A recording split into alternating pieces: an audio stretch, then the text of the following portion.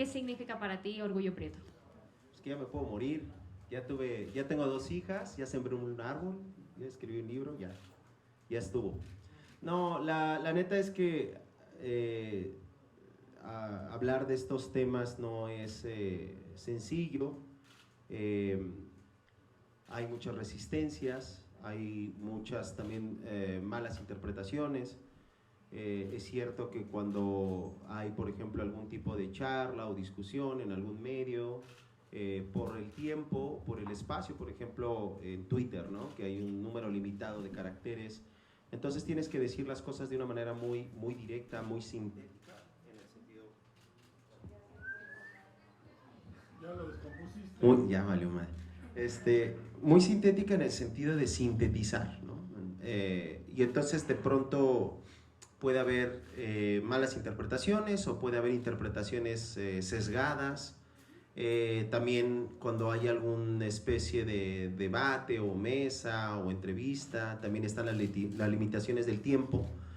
Y evidentemente pues hay una edición que tiene una intencionalidad por parte de quien lo esté editando y no necesariamente lo que la gente puede percibir en estos pequeños clips es exactamente lo que se está diciendo o cómo se está diciendo, y tampoco captura la intención completa, ¿no? Generalmente algo que he notado mucho justamente en lo que hace redes sociales o medios y demás, es lanzar, ¿no? los bullets, ¿no? Los balazos más escandalosos, más estridentes, y eso siempre genera un rechazo de quien lo lee, ¿no? Sí, lo descontextualiza. Entonces ya cuando la gente ve completa la entrevista, bueno, ya puede entender cosas, ¿no? Pero generalmente hay una primera impresión que no necesariamente va cargada con todo, sí, no abarca todo el significado de las palabras ni de las intenciones con las que están vertidas esas ideas en una entrevista o en un espacio así. Creo que un libro nos da más una oportunidad de expandir un poco más. Creo que nos da también otro tono para hablar de estos temas que no son tan sencillos, que desde mi perspectiva no debieran de ser temas escabrosos, pero en un país profundamente racista, claro que es escabroso hablar de estos temas, ¿no? Estamos señalando el cadáver debajo de la alfombra, ¿no? Y entonces estamos diciendo, allá abajo hay mugre, y esa mugre que hemos escondido durante tantos años nos incomoda, ¿no? Yo siempre he pensado en el racismo como en el retrato de Dorian Gray, ¿no? Es la imagen escabrosa, ¿no? Que nosotros nos hemos vendido siempre en el mundo como mexicanos mestizos, que sabrá Dios qué es eso, con una imagen que se inventó en la época de oro del cine nacional, ¿no? La imagen del charro y del caballo, y que cantamos rancheras, y todo eso es un invento de la época del oro del cine nacional. Es un estereotipo tomado de muchos rasgos culturales, principalmente del Bajío y de Morelos, de la zona central del país, como del centro hacia el norte, y de ahí se construye la idea del mexicano, que no abarca, por ejemplo, otras formas de ser y de existir, como en Veracruz, como en Oaxaca, como en Chiapas, como en la península de Yucatán, ¿no? En la península de Baja California. Entonces, todos estos idearios que nos hemos construido para embellecernos y para mostrarnos al mundo y sonrientes y la chingada, ocultan un monstruo brutal y horrible ahí debajo, ¿no? La misma construcción del macho mexicano pues es una construcción cómoda para el priismo, ¿no? Para un estado monolítico que quería gente chambeadora y muy valiente, pero que se callara la boca y que no protestara, ¿no? Por eso el macho mexicano se aguanta y se calla, ¿no? Y es chingón y le mete y es violento y es agresivo y se arroja a la vida, pero siempre se calla. Baja la cabecita y no la hace de pedo, ¿no? Porque eso es lo que nos exige un estado monolítico como en el que vivimos muchos años, ¿no? Entonces, todos estos cadáveres que se van acumulando, toda esta mugre que se va metiendo debajo de la alfombra, pues cuando la sacas y dices, oigan, carnales, miren, es que ahí hay eso. Híjole, nos asusta, nos duele, nos destruye, e incluso también atenta contra la identidad que nos hemos construido, no solamente como nación, sino como individuos, ¿no? De repente decirle a una persona, oye carnal, no es que seas especial, no es que seas chingón, no es que seas mejor que otras personas, simplemente tienes el color de piel indicado en el país indicado, en el momento indicado.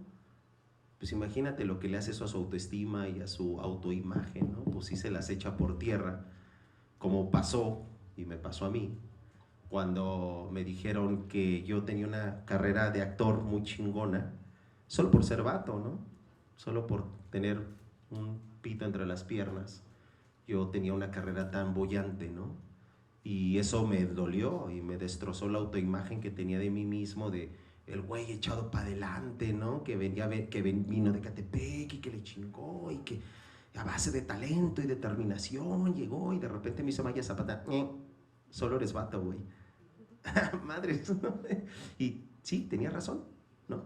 Entonces, creo que todos estos temas, este hablar del racismo siempre se va a volver duro porque va a enfrentar estas resistencias, pero agradezco que exista un libro como este, porque si bien la lectura también puede ser un poco confusa para la gente, ¿no? Porque uno lo lee como lo trae en la cabeza, no como el autor necesariamente lo puso, sí hay un espacio suficiente como para poder explayarme y poder explicar mucho más cosas de una manera mucho más sencilla, mucho más ligera, mucho más agradable. Yo siempre pensé en este libro desde que lo platicamos, que Ángela fue quien me lo propuso. Desde que surge esta idea era hacer algo ligero y fácil de leer y de entender para cualquier persona, que no fuera exclusivo, porque además yo no soy académico, ni jamás me voy a poner el título de académico, porque no lo soy, pero no es un libro para la academia, no es un libro para cierto sector privilegiado que tiene cierto cúmulo de conocimientos y experiencias que le va a permitir desentrañar lo que viene en las letras y con los conceptos y no, no.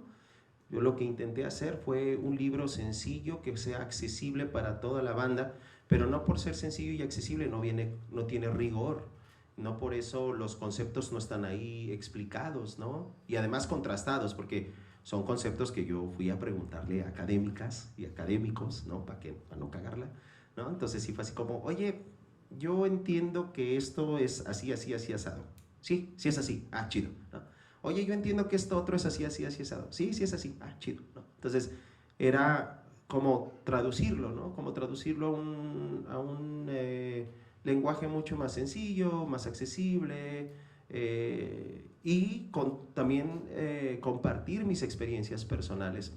Porque creo que de repente, por muy sencillo que te expliquen las cosas, si solamente nos quedamos en el puro concepto, siento que la gente no terminas de acceder al conocimiento, ¿no? Yo soy muy enemigo de la gente que solamente tiene conocimientos, ¿no?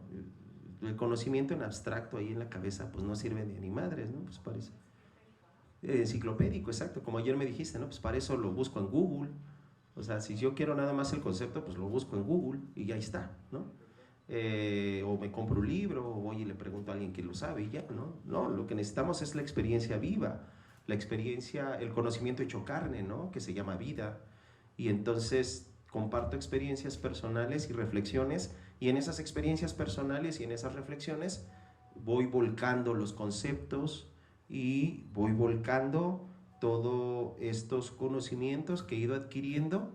Evidentemente no pretende ser ni un diccionario ni un ABC del racismo, no pretende ser la Biblia antirracista ni nada por el estilo, simplemente, como lo digo al principio del libro, soy un vato, soy un actor que por mi carrera y por las circunstancias y los privilegios que me rodean, tengo 50 periodistas enfrente de mí con cámaras y micrófonos dispuestos a escuchar todas las tonterías que yo tenga que decir, por todos los privilegios conquistados, y lo único que he tratado de hacer todo este tiempo es ser un megáfono, ¿no? Por ahí los actores son muy dados a movimientos sociales, ¿no? Y está bien padre porque todos les damos voz a los que no tienen, ¿no? Y siempre hay que hacer voz mamalona, así de, le voy a dar voz a los que no tienen. Parece que es como un requisito. Y Y un día yo me dije a mí mismo, porque yo también lo hice, ¿no? O sea, lo digo y me burlo y lo digo con sorna porque yo también le daba voz a los que no tenían.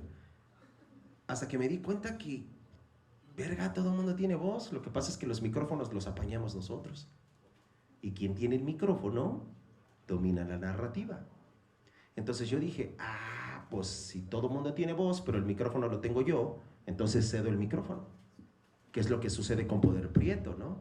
Que quienes van y hablan y debaten y discuten y se involucran y tiran chingadazos son todos nuestros compañeros. No somos Maya y yo, ¿no? O sea, Maya lo hace más que yo, pero yo lo hago realmente muchísimo menos. Lo que pasa es que soy una figura que tiene más proyección, ¿no? Una figura pública mucho más, con una proyección mayor, por eso me pelan más a mí, y por eso si yo digo una tarugada se vuelve tendencia, ¿no?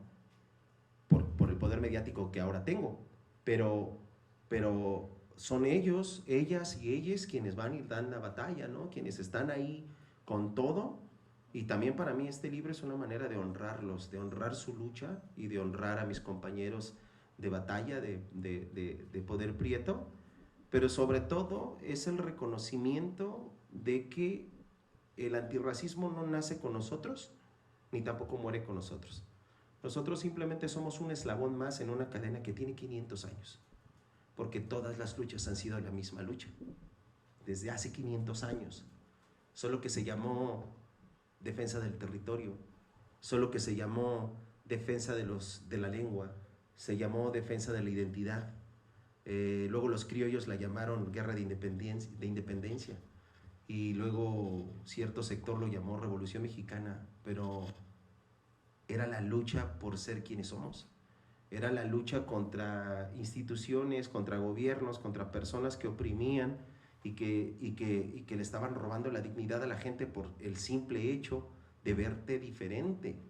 Porque seamos honestos, los hacendados no hubieran sido culeros si los peones no hubieran sido prietos, ¿no? Hubiera sido otra la relación que hubieran tenido con ellos. Entonces todas las luchas han sido la misma lucha. Las luchas por el agua son la misma lucha. ¿Por qué no le van a quitar el agua a los de Polanco, verdad? Pero sí les quitan el agua a los de la sierra.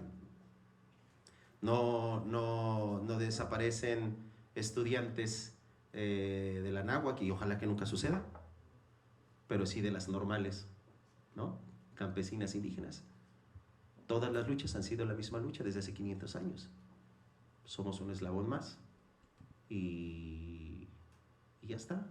Simplemente ocupar esta posición en este momento y tener este micrófono y hablar de estas cosas, para mí es un honor y un privilegio, y ya está, ¿no? Conquisté privilegios y ahora los pongo al servicio de algo más grande que yo mismo. ¿Qué fue este libro? ¿Te no es una catarsis, una queja? Pues no, pues catarsis, pues, para eso actúo, ¿no? Voy a terapia, entonces llevo mi catarsis. Queja, pues tampoco es una queja, más bien es como un compendio de ideas y de conocimientos y de experiencias que pueden servirle a la gente, porque reducirlo a una simple queja, aparte que me parece grosero, me parece muy vulgar, me parece también muy corto de miras, ¿no? Es así como, oye, no estoy de acuerdo con esto porque está mal. Nomás es una queja. No, espérate, no, pues es mucho más complejo que eso, mucho más profundo y mucho más extenso que una simple queja. Evidentemente está implícito, pero no, ni siquiera es la intención del libro quejarme. Si me quejara, hubiera puesto los nombres de las personas que son protagonistas de mis historias, si hubiera sido una queja, y omito mencionar y personalizar las historias, porque lo importante no es quién hizo qué, lo importante es que un sistema nos hizo actuar de una manera, tanto a esas personas como a nosotros, nosotras, nosotres, es el sistema. Y se trata de desmontar un sistema, no de quejarme de una persona. Pues las quejas vas al Ministerio Público y ahí pones tu demanda, lo que sea, ¿no? Cuando es algo criminal, no, es más bien desmontemos un sistema y el sistema se desmonta pues diciendo las cosas, ¿no? No podemos No puedes sanar una herida si no reconoces que estás herido. Y que esa herida no nada más te la hizo alguien más. Esa herida te la hiciste tú solo. Porque el sistema te enseñó a vivir así. El sistema te enseñó a actuar de esa manera. Entonces hay que desmontar el sistema completo. No son las personas. Yo soy muy antipunitivista. No creo que el punitivismo sirva de nada, honestamente. Porque cuando tú te castigas a una persona y puedes incluso destruirle la vida a esa persona, pues esa persona evidentemente pues ya no te va a hacer ningún daño. Pero el sistema que creó esa persona seguirá vigente. Y si no es esa persona, va a ser otra, y va a ser otra, y va a ser otra, y va a ser otra. Entonces, mejor, en lugar de ir erradicando personas, pues mejor desmontamos sistemas. Vamos a hacer algo, vamos a terminar como lo habíamos planteado, una primera parte de contexto. Nos gustaría mucho que leyeras, si no te importa, en un momentito, y después abrimos a preguntas y respuestas. Yo quisiera decir, bueno, retomando un poco las ideas que ya Tenoch puso sobre la mesa y la pregunta que se improvisó, le preguntaban, ¿no? ¿Es una queja el libro? Bueno, ¿qué es el libro? Orgullo Prieto es un libro sobre racismo. Hay mucho pensamiento, hay mucha teoría, muchos pasajes de naturaleza teórica, ¿no? De reflexión sobre qué es el racismo en México, dónde se aprecia el racismo en México. Pero también esta parte es muy bonita, hay mucho de vivencia, hay algunas anécdotas de la vida de Tenoch y es muy lindo también ver cómo él cuenta los momentos en los que sufrió discriminación por su color de piel, pero también observó la discriminación en determinadas situaciones y en otros casos incluso la ejerció la discriminación. Entonces, esto es Orgullo Prieto, es un libro sobre racismo, pensamiento, vivencia. Y pues yo no me voy a quedar con las ganas de decir algunas cosas bonitas, como te dije hace un momento. Una de ellas, ya lo decías, Tenoch, es que está escrito para todo el mundo. Es un libro pensado para todo aquel que tenga interés. No es un libro para expertos. De hecho, cuento la anécdota de que cuando nos acercamos a Tenoch y le preguntamos, oye, ¿no has pensado volcar todo tu discurso antirracista en un libro, en un formato de proyecto editorial? Él humildemente dijo, bueno, yo no soy experto, yo no soy un académico, no tengo un doctorado en ciencias sociales del Colmex. Y yo le contesté, eso es precisamente lo más interesante. O sea, hay que sacar estos temas de la academia, hay que sacarlos, digo, está muy bien que haya, por supuesto, líneas de investigación teóricas que profundicen teóricamente sobre el tema, pero lo que hace Tenoch es aprovechar el micro que le ponen delante desde hace ya muchos años para poner el tema en las conversaciones diarias, para poner el tema encima de la mesa y para que todo el mundo pueda acceder a este conocimiento y a esta reflexión. Y otra de las grandes virtudes, pues es que da mucha claridad, ¿no? ¿Qué es esto del racismo? La gente suele decir, no es racismo, es clasismo. Bueno, ¿qué es racismo? ¿Qué es clasismo? Tenoch dice, el racismo no es una actitud, no es un acto, el racismo es un sistema completo en el que nos vemos envueltos. ¿Qué es esto del mestizaje, no? Parece como que nos vendieron la idea de que todos somos iguales. Bueno, ¿en qué términos, no? En este esquema parece que hay unos rasgos y unas características que prevalecen por encima de otras. Entonces, es un mito. ¿En qué sentido el mestizaje es un mito? ¿Qué es el mestizaje? Y otro concepto muy interesante es el de la blanquitud. Entonces, bueno, yo también podría decir, cuando alguien saca el tema, ¿no? Con alguien de un color de piel, un tono de piel más claro, no sé, podría ser yo misma, ¿no? Se pone a la defensiva, porque habla sobre racismo, ¿no? Yo sí trabajé, yo estudié, yo llegué lejos, sí. Es que nadie está sacando el tema para hacer una confrontación directa con nadie en particular. Esto es un sistema de valores y prevalecen unos rasgos por encima de otros, pero todos nos vemos envueltos en el racismo. Y antes de que leas, lo más bonito de tu libro, Tenoch, es que es muy honesto, lo hizo porque le salió del corazón. Quienes lo conocen saben que él hace las cosas. Y se nota en el libro, es un libro en el que, como se suele decir, no es mismo, y eres honesto y eres genuino, y eso se aprecia muchísimo y se valora. Entonces, te agradecemos como lectores mexicanos y para fuera de México también. ¿Y qué te parece si nos lees un... Cuando era niño, en las tardes o fines de semana, que me juntaba con amigos para jugar en la calle, seguido veíamos a una señora indígena que pasaba recogiendo cartón.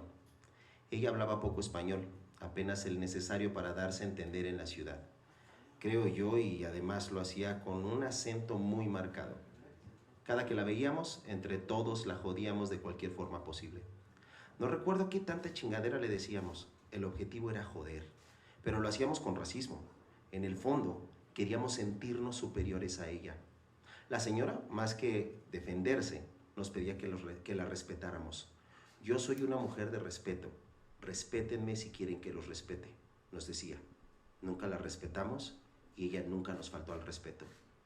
Grotescamente imitábamos su lengua, arremedábamos su acento, repetíamos los chistes de la tele y alguno de los ladillosos le llegó a jalar las trenzas. En algún momento, no sé bien por qué, las palabras de la señora llegaron a calarme, a resonar en mi mente. Solo recuerdo que un día dejé de burlarme, pero no hice nada por detenerlos. ¿Qué tanto iba a ser un niño de 6 o 7 años frente a una bola de escuincles violentos? Aquella señora, aunque era morena como nosotros, sufría de todas las opresiones que puedas imaginar. Era mujer, anciana e indígena. No tenía estudios, por lo tanto, no sabía leer. Era empobrecida. A ella se le juntaban todas las capas de opresión que pudiéramos sumar en este país racista, clasista, machista y culero. Nosotros, los niños violentos, éramos hombrecitos y para nada nos sentíamos indígenas. Éramos prietos, sí, pero por lo menos no éramos indios. Por lo menos no andábamos recogiendo basura y cartón. Además, vivíamos en la ciudad y hablábamos español.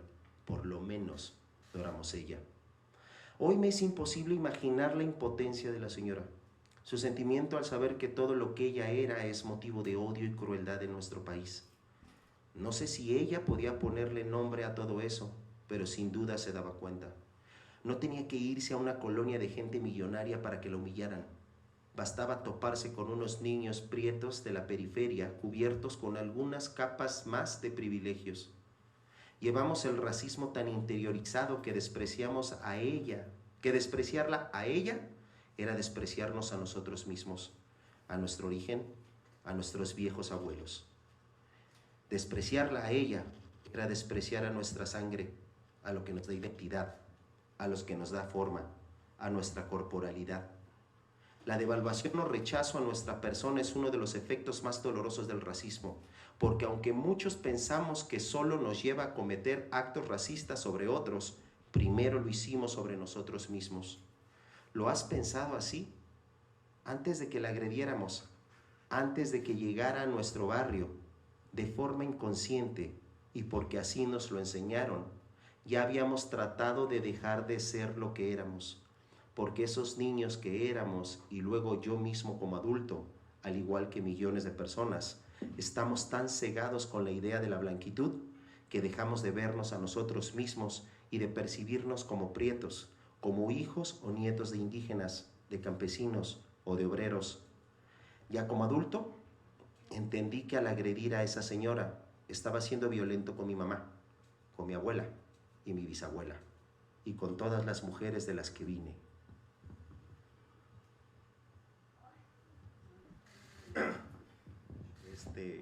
¿Qué? ¿Qué sigue?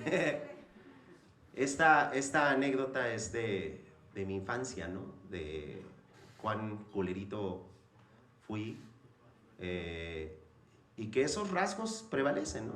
Hace 3 meses que estaba haciendo una serie, o 4 meses, recuerdo que nos juntamos varios compas, actores, estábamos echando cotorreo, nos aventamos unos chistes, yo me aventé un par de chistes, y mi querido amigo Alfonso Dosal, ¿no? Quien lo conocen sabrán que es un ser humano maravilloso, y es de piel blanca y demás, y él me dijo, oye, güey, ¿no se te hace que los chistes que estás diciendo son muy racistas? Y yo así de, cabrón, sí es cierto, ¿no? Tienes razón, pues ya, no hay que decirlos, ya, pasemos a la siguiente página y dejemos de decir estos chistes tontos, ¿no? ¿Por qué comparto esto? Pues para decirle que todos ejercemos violencias y recibimos violencias. No es exclusivo de solamente un tipo de persona que nace genéticamente mala, ¿no? Y perversa y hace cosas horribles, porque los racistas son gente horrible. No.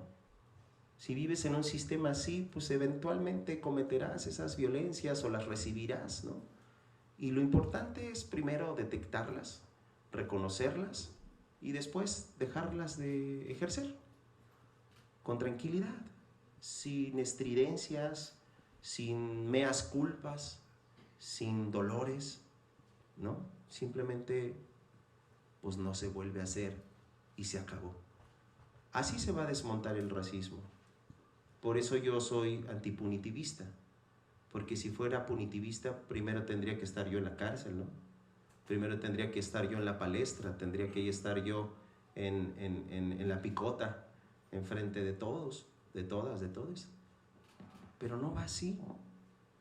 Lo que tenemos que hacer es irlo desmontando poco a poquito, irlo quitando poco a poquito. Y espero que este libro, con lo que viene en estas páginas y con las reflexiones que hago y con los conceptos que se manejan, ayuden un poquito a que nos demos cuenta, a que tengamos cierta información y a partir de ahí construyamos nosotros nuestro conocimiento y tomemos acción, porque un conocimiento sin acción no sirve de nada. Un conocimiento sin acción es un libro en un librero nada más, que está ahí de adorno, que se ve bien padre, que sirve para los Zoom de la oficina y verse uno bien mamador, que tiene un chingo de libros, pero no sirven de nada si no los ponemos en práctica.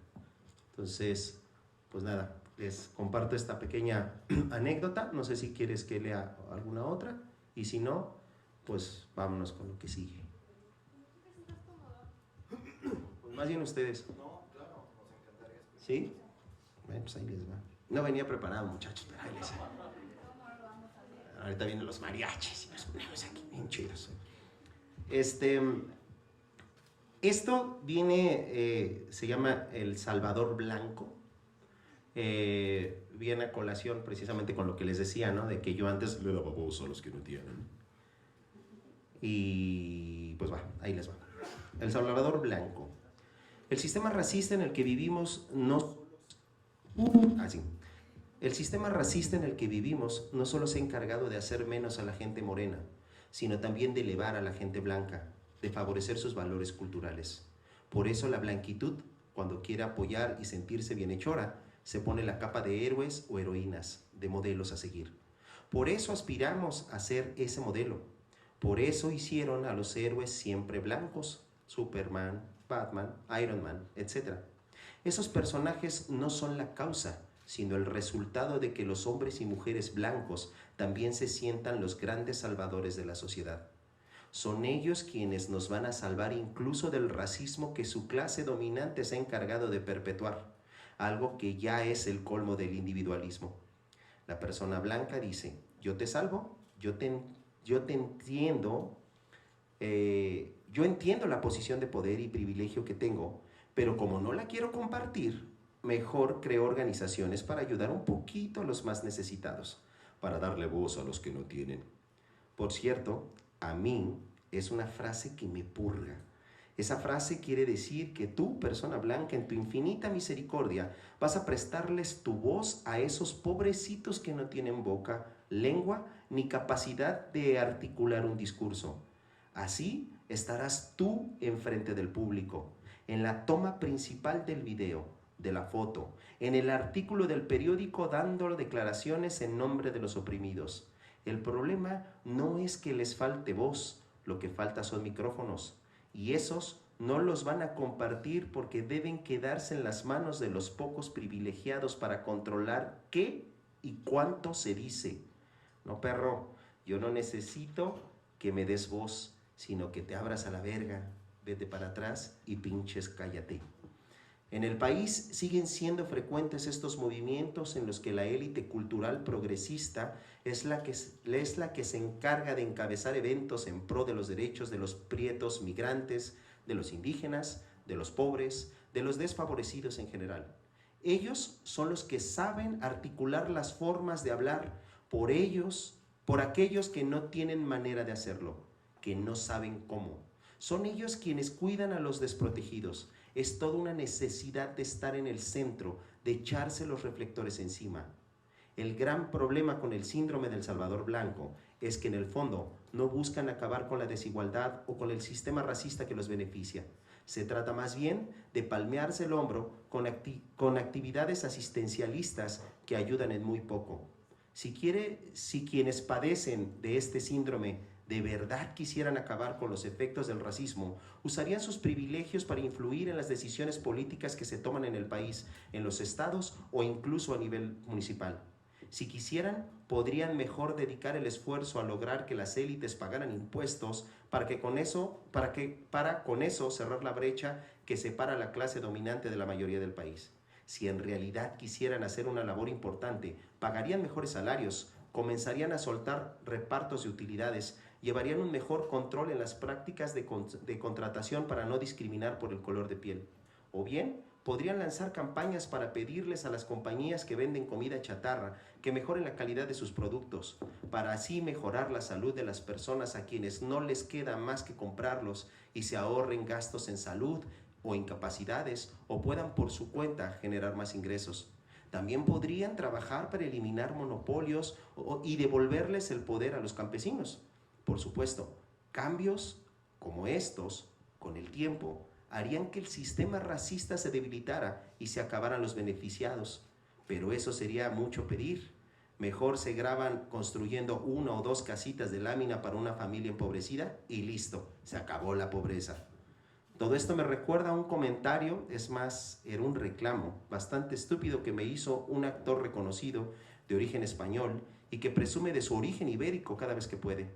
Este hombre, además, estudió en el Colegio Madrid de la Ciudad de México, que si no lo conoces, es uno de los semilleros de la blanquitud y de la clase dominante del país. Es imposible haber nacido y crecido en un ambiente más privilegiado. Sin embargo, él se dice comprometido con la causa zapatista, aunque en su caso podríamos meterlo en el saco de los fresapatistas.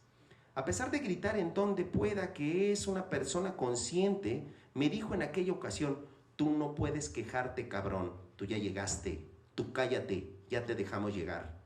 Su comentario está mal en varios niveles. Primero, ¿llegaste? ¿Es que necesito llegar? ¿A dónde? Claro, al blanqueamiento, a la asimilación.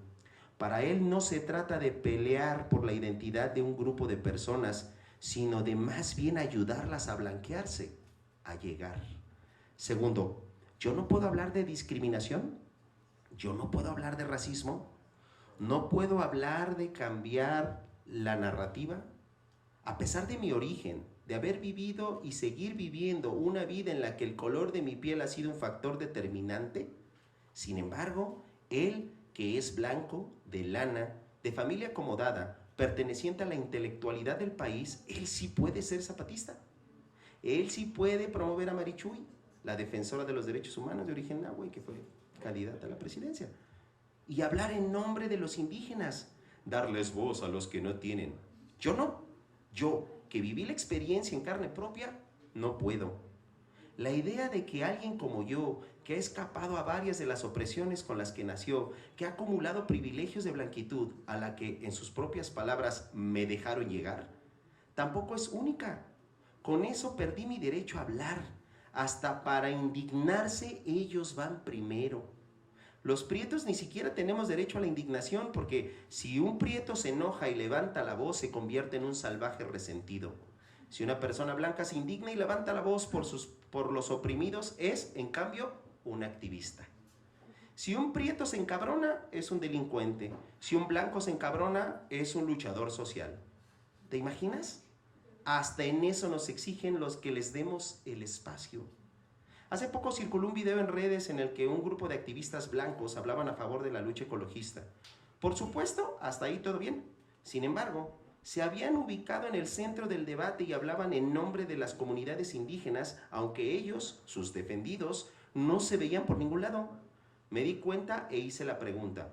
En su video, ¿en dónde están estos indígenas de los que hablan y por los que se indignan? Como te imaginarás, los indignados fueron ellos. y en respuesta dijeron que yo era un loco, enojado, enfermo y que ojalá pudieran encontrar a alguien que hablara conmigo porque mi cabeza está llena de odio, de rencor. Todo porque lo señalaba cuando ellos solo querían hacer lo correcto, como si yo les hubiera impedido hacer algo. Esas personas buenas que defendían a gente morena, de inmediato ubicaron a una persona también morena como el enemigo en lugar de preguntarse primero si lo que yo pregunté tenía sentido, como si yo fuera parte del problema. Claro, es impensable incomodar a los integrantes de la blanquitud. Durante el tiempo que duró la discusión, cosa de semanas, me llamó una de las mujeres parte del grupo de activistas, blanca, de varo y que radica en Los Ángeles. Me dijo que ella había hablado con un buzo y con un espeleólogo y que luego de escuchar sus palabras se había puesto a llorar. La habían conmovido tanto las experiencias de estas personas que convivían con la naturaleza que la movieron a la lucha. Por eso estamos luchando, me dijo. Sus lágrimas le habían dado legitimidad, pero no mencionó a las comunidades que decía defender. No habló de que el megaproyecto que querían detener era colonialista. No dijo nada sobre las concesiones de locales comerciales dentro de las instalaciones del proyecto, que eran para transnacionales y no para las comunidades.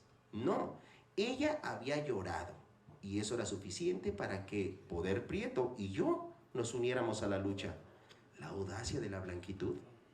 Quiero aclarar que me parece bien que todos luchemos, que alcemos la voz, que hagamos algo y no nos quedemos estáticos. El problema es que no puede ser la gente blanca la que se coloque en el centro del debate todo el tiempo y en todas las luchas.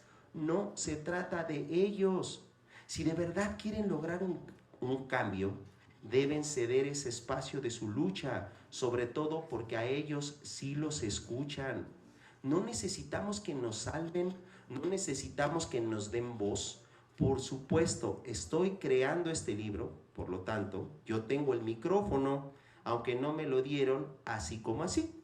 Sucedió porque me hice de una de las validaciones por parte de la blanquitud, que más o menos soy famoso. Participo en una industria que genera proyección, riqueza, fama y por lo tanto los medios de comunicación me ponen una cámara encima y me dejan hablar. Si no fuera así, ni quien me hiciera caso.